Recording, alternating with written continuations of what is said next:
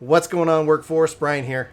Chris here. And today we're talking about what your favorite way is to level an alternate job. We're going to share ours, kind of our strategies, and as well, if you guys have any tips or tricks, leave them in the comments below. Before we dive into the video, I want to shout out Ginger Prime Clips, guys. If you enjoy the podcast, we have the Clips channel just crossed over 100 and some odd, 130 on subscribers, so thank you guys. And so we just want to try to promote that here and there. If you guys like our podcast, or maybe you find them too long, I try to break them up in about 6 to 10 minute clips from the different topics of the shows. And because we had Luke give us a huge sponsor, just huge super chat support, we're actually going to be bringing out the podcast day and date in audio format as we bring out the podcast and publish that. So thank you, Luke, for that generous gift this last week. And yeah, so hopefully you guys enjoyed those podcasts. So it was like hosting fees through all of next year. Yeah, he's like, it cost us like $45, etc., for hosting and software and all the little stuff that I have to do. And so he literally sponsored a year. So I was saying, Luke, I'm starting you out, dude. Unbelievable. Wasn't even asking for that, but we do appreciate that. If you guys want to, sponsor a podcast, I guess you can do that now. So we'll appreciate all the subs over at Work to Game and all the Prime subs as needed. But we'll try appropriate. Work appropriate. All right, guys, let's sit down. I'm gonna hit up Chris, because Chris, you're doing a lot of alt leveling. I've done all my alt leveling. So we have. But you're about to get two more. I'm gonna consider myself the master and the student. What classes are you going to right now? Like, what is your approach when it comes down to leveling, and what are you leveling? So my goal is to minimize my armory space going into next expansion. That's just something that I really think will make me feel cleaner. If every time a piece of loot drops, I can just throw it into that chest and not feel like at any point it's like, there's not space for that. That's a really fragmenting moment into your experience where now you have to stop and clean something out mid-go. I'd like to just have a really clean armory space. So healers, magical DPS, and tanks, I want all to cap, every single one. And that way, Sage will obviously, I'll keep the 70 set, but I have, I already have a 70 set for Blue Mage. And so that's no big deal. So I'll basically, they'll hand me a stat, and then it'll hit 80, and I'll still have my 80, and then they can all share their way to 90. So that should be fairly efficient.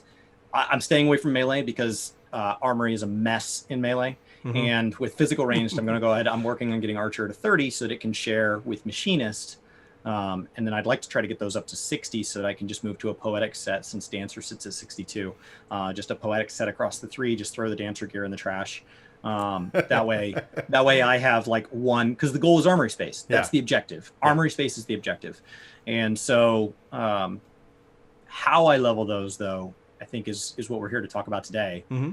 And, it's good to have the strategy of armory chest space, because like when it comes down to the advice we tend to give as a part of our guides and any kind of like tips and tricks like series, both here on Work to Game, Game Be Kind, and Ginger Prime, as a part of this whole content network, etc., is that it comes down to obviously like getting to cap. Like every time you can be current, it gives the player a lot. However, when we're talking about all jobs, like that advice tends to shift, because it's not just about taking 1 to 80. 1 to 80, 1 to 80, 30 to 80, 50 to 80, etc. Because like there are obvious like constraints that you as a player can avoid. And this almost even in a way is the same kind of concept with gathering and crafting. Now with gathering, that that gear set, that condition is much less. Crafts have a lot more going on for them. So if you kind of throw gatherers out into the cold for just a while, crafting essentially kind of has also what we would call tiers.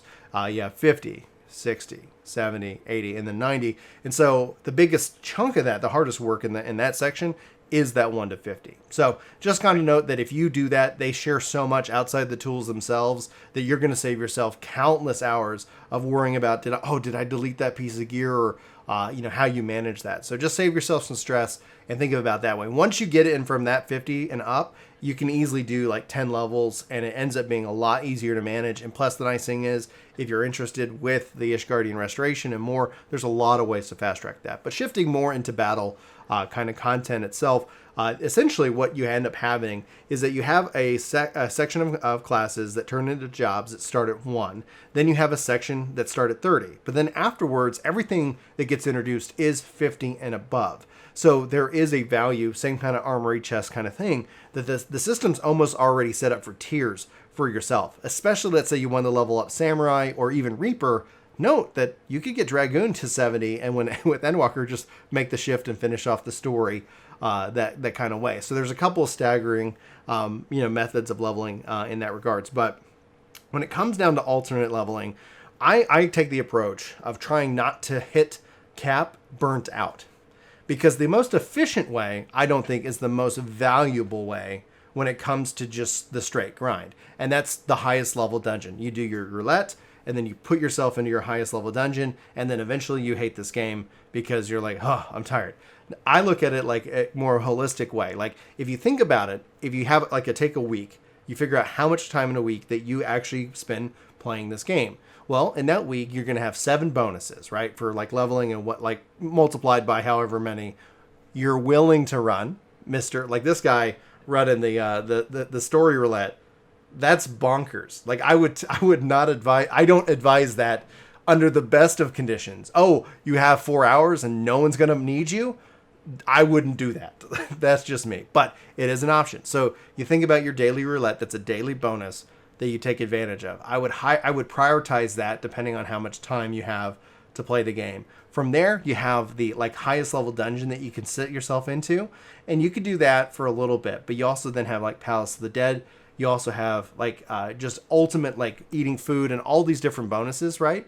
But I don't look at it trying to get to the top right away. I look at it saying, okay, I'm going to get in and I'm just going to make that progress. Because I'm sitting in a position of privilege. Everything's at 80.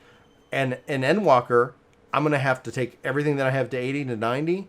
And then I'm going to take just two jobs from 70 to 90. That's not that much leveling. And a lot of that has come from pre-investing in the game itself. And so that's where the key thing is that find the fun, but armory chest is an important aspect. So I would say, like you said, first things first, get everything to 15.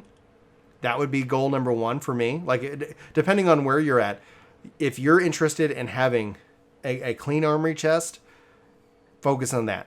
15 is a good staging point. Personally, that's how actually it used to be, because you used to have another class. That's why I have so many at 15. For somebody that only likes 1, everybody's when I start jobs, they never start at 1. They all start at 15 or right up against it, because I had them for cross-class skills in ARR. But what that actually gives you as a player, that means anything lower than 15 gear, you can start to delete.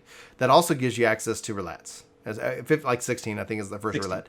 But it's you at least get a dungeon. You actually have roulette with the leave hests that you have. And so that gives you that kind of stage, that kind of foundation. And then I say, look at 30. Again, that first hardest gap is going to be that 1 through 50. And thankfully, everything that's been really introduced recently isn't it. But I'm going to let you kind of jump in, Chris. Yeah. So, I mean, you're kind of focused on a holistic way, not your favorite way. And right. That's definitely an option. When talking about the most optimal, you can definitely start at most optimal, and then once that one's not fun, go to the second most optimal, and the third most optimal, and the fourth most optimal. And there are so many sources of experience today. Where we were talking about it on stream, I was naming some where people are I don't even know what that is. Right. And so there are so many. Of course, with any of them, having your Hall of the Novice ring, having your pre-order earring, having your free company buff or Grand Company Squadron manual, because they do the same thing. Having a food buff active. These are all really good things as far as just taking whatever grind you have and just shortening it. Yeah. But for me, I find the most fun way to be exactly what you described as not fun. The most fun way for me, is the leveling roulette first, because the experience is insane. Yeah. And then when I'm not streaming, running the highest level dungeon back to back to back, because the experience on them is tuned so high. You're very rarely running one dungeon more than 1 or 2 times. Yeah, you get maybe twice in there. Because you get to anywhere between 1 and 4 levels from a single run. If I do get stuck on one, sometimes I'll drop to the dungeon just below that one, just for variety. But I stay in my top 2 dungeons and I work my way all the way up, because for me, when I'm trying an alt job, what I'm most excited about is learning what's different about that job. Why is this job different than the job that I'm already doing the rest of my content in? If I want to go run Palace of the Dead, honestly, I don't like dying in Palace of the Dead. I'd rather go run on Warrior. I would way more enjoy that. If I enjoy doing I do enjoy doing the entire game as Warrior. Yeah. And so when I'm leveling alt jobs, I'm there to learn about that job. And what I like about doing the highest level dungeon is I always have my maximum skill set available. See, that's one of the things that I like when we talked about it just in our best tank video, is that I would love to see. I was even talking about this with Randy today. We actually had a face-to-face meeting as the world gets back to normal, and we were like, man, I like the thing that I want is like just nerf my rotation into the ground, but keep my rotation. Let me keep that skill that I've earned because it feels so much better. And like one of the things that actually prevents me from going back into the older content, especially with the level cap at 80, is that I've got so much more of a rotation, and the earlier stages feels so devoid. And so it's like, yeah, like I don't want to be here right now because the combat isn't as good. And I know that it's better, right? So I'm with you on that aspect, but I'm, looking at it from Remember that when doing your leveling roulette, you can press that little button in your settings now, and it'll put you in your appropriate level band range to keep you from getting dropped all the way down to Sastasha. Yeah. I don't personally do it because I feel that my goal is to help out especially other when players. streaming, when like new players welcome is in my title, is to be there to help Sprouts. And that includes the Sprouts that are not watching me right now. Right. And so I'm sitting in those roulettes with them. But it also helps that I'm leveling jobs so low that Sastasha's not wildly insulting, as opposed to like if you have every single job at 70 or higher, there are jobs like Gunbreaker and Dancer that just were never designed to be in Tamtar or Sastasha. They just were never meant to be in there. So they don't necessarily feel good. But keep in mind, like all of this, especially as new players come in, new players are playing on new servers. They've got the road to 70 buff on top of this. It is not impossible to take one of these alternate leveling kind of thoughts and use it to keep 2 or 3 or 4 characters up with your main story. If you're somebody that doesn't want to rush, like get the main story all done first, which is how I would play. But like, I think it's really cool if there's people that are hitting cap with 3 and 4 characters at 80. Yeah. Oh, and it's totally possible with that road to 70 and with all the different bonuses, especially with multiple jobs starting in the 50s and the 60s and with Reaper and Sage starting in 70. Like, it's a nice little way that you actually already have some of these jobs already ready to go, and you don't have that far to level. While I personally would have enjoyed if every job started at level 1 as my personal take, and this is old school Brian MMO guy, but I'm still going to take the free 70 levels of Sage and dive in and start learning, that and how it Does that plays level out. band thing only work in when you're in a full pre-made, by the way? Most likely. For leveling roulette? I think so. Because what people would I know it's a complain thing. about, because we would go in as a 4-man of like 70s and 80s and Sastasha. Right. So you're not helping anybody. Nobody's- As opposed to today, nobody's when I'm in benefiting us. Sastasha, I was with a brand new Sprout every single time. Right. And that's the purpose. That's the value. That's why you're getting kind of that paid. I just like to have it see that content. Now, the other side of this is you have Beastman dailies, right? So when I look at this, it depends on who I am, right? So as a tank and a healer, I pretty much have almost insta queues, if not less than 5 minutes. That means fates are out. The problem also with the fate system is it tends to be that if you're in the middle of the fate and you get called in, you don't get any credit whatsoever for that fate. Bosha is a little bit different, and that's why I actually like Bosha, is you can be doing all of that, go and run that, but that only starts at level 71. If you gave me like God powers within 14, I would say let people enter Bosha at level 50. But Brian, they're not going to know the rotation. Or Eureka. Yeah, or Eureka. Yeah, and Try a previous grind. and Just like Pals didn't have it on high, right? Eureka would have to have leveling ability because it doesn't. It's not connected to any leveling system. I would love to see that happen and make that change, but you could sync up. you don't take any experience in Eureka, and it doesn't convert to progress. Oh, yes. You would have to change that. You would have to make yeah. it 61 and above, and it grants experience. Yeah, Yes, and there would be a pivot there. Oh, and even if they didn't lower that, at least if there was Eureka for that, like that would be really cool to see that as an alternate method of leveling from there. I'm curious to see how Bosha handles upwards momentum, right? Like is the level experience range only good for this? We see that with Beastman, right? Once you get to a certain level in Beastman, it basically caps the experience and it forces you into the next tribe. So you really kind of focus in on the expansions. And with the Shadowbringers, fairy dailies are so profitable. Like they're so good. They're so good. So as a DPS, per the things I level love, the things I love are the fates. But regardless, tank and healer and DPS, like doing your daily hunts as a part of that's fun. I love open world fighting, so the hunts are fun for me. Also the daily fairies are fun up to a point. Eventually, it just gets to the point where you're just kind of like clocking yourself in the box and all right, I'm out here. I've seen the same thing over and over, but it's still too good to avoid, which I don't like in game design. But that's my little complaint. But the hunts going out into the open world and finding the mobs and killing them is valuable because it pays off down the road too. Because at some point, like if you keep doing your hunts, at some point you're going to be sitting on tons of that currency, and then you can just go buy whatever you need, whether it's progression gear or the item for progression, or some other kind of nice Eighth rewards. rate tickets, free teleports, whatever. Oh yeah, 100%. So to pivot it, because there's no way we're going to get through every way to level with how long we talk per subject. What is the 1 or 2 leveling methods that you always find you just never end up using, even if you like them? What do you never end up like? If you had to start a brand new character today and level up all the jobs, what's the 1 or 2 that you would just forget? I forget PvP and I forget the MSQ roulette. Okay. And I hope with Endwalker PvP comes back in a big way for me. Oh my gosh, chat's even mentioning leaves. Like, but leaves die at 50. Oh, leaves die off. And that kills me. Because it's like, I want to see something with that system. So I forget Palace That Didn't Heaven on High is leveling content because I prefer to know a class when I go in. Yeah. Learning in there I found really stressful because you're getting the abilities handed to you so fast. Yeah. It's kind of like drinking from the hose. Like it's just, and so it's too much. Yeah. And then the other one that I forget is Wondrous Tales. I just like my Cactpot roulette every week, I just forget, and it expires after a week. So it's not like, oh, well, you can just work on it slower. No, like it expires. You go back to hand it in. You're like, hey, I finally did this. She's like, dude, expiration date, man. This is not good anymore. Like, so Wondrous Tales is something that I regularly forget. That is in Idleshire. You go pick up your bingo card. You complete things off the bingo card. And you can do them on a high level. You can even redo some. You can do them on a higher level. You just turn it in. Whatever job you turn it in on gets a half level of experience, no matter what level they are. So if you have so if you're trying to get somebody into 71, so they can go take part in the current relic grind. The current relic grind also has stuff tied to like old world fates and stuff. So it's not just 71 and above. But if you're trying to get at something, you're like, oh man, from 50 to 60, I just find not as fun for me. Then you can go turn in Wondrous Tales and gain half a level every single week. And in 20 weeks, you're done. And you never have to do anything on that character. Talking to the person turns it in. You never have to do anything. And so it could get 10 levels in 20 weeks doing nothing, 0 playtime. So, I mean, that's one of the reasons that when people talk about skips and boosts, they're like, well, people make it to cap and then they boost up and they don't know how to play their job. There are lots of ways to not know how to play your job. Palace Dead and Heaven on High, not real good at learning your job. It's fine for a taste. You don't really know what you're doing. Getting carried through on MSQ roulette doesn't teach you your job. So what would be the most fun thing for you? Like out of all of the levels? Dungeons by far. Yeah. I wish Trials gave more experience because I love those too. The dungeon and trial roulette.